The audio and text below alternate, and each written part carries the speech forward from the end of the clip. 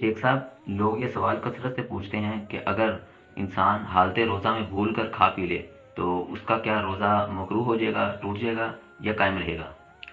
بسم اللہ الرحمن الرحیم نحمدہ ونصلی علی رسولہ الکریم اما بعد۔ دیکھیں، دین اسلام نے ہر مسئلے کا حل پیش کیا ہے۔ ضرورت اس بات کی ہے کہ قرآن و سنت کو سمجھا جائے یا قرآن و سنت کو سمجھنے والے علماء سے سوالات کیے جائیں۔ یہ جو آپ نے سوال کیا ہے کہ بھول کر کھانے پینے سے کیا روزہ ٹوٹ جاتا ہے، حدیث میں آتا ہے، واضح آتا ہے، حضرت ابو ہریرہ رضی اللہ تعالیٰ عنہ سے روایت ہے، من ناسیا وهو صائم فاکل او شرب فلیتم صومه فانما اطعم اللہ وسقاه۔ حضرت ابو ہریرہ رضی اللہ عنہ فرماتے ہیں کہ نبی صلی اللہ علیہ وسلم نے فرمایا، من ناسیا وهو صائم، جو بندہ حالت روزہ میں بھول کر فاکل او شرب، اس نے کھا لیا یا پی لیا، فلیتم صومه، تو اسے چاہیے کہ اپنا روزہ مکمل کر لے، فانما اطعم اللہ وسقاه، اس لیے کہ اس کو یہ اللہ نے کھلایا ہے،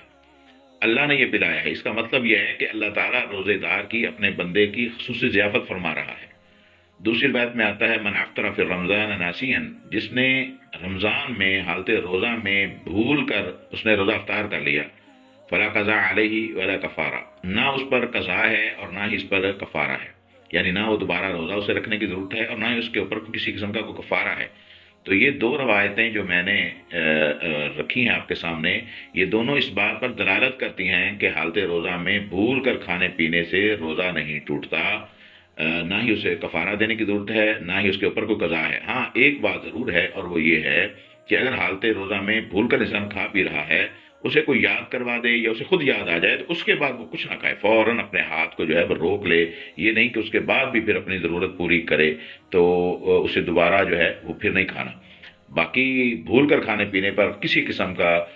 نہ قضا ہے اور نہ ہی کفارہ ہے۔ اللہ تعالی ہمیں عمل کرنے کی توفیق عطا فرمائے۔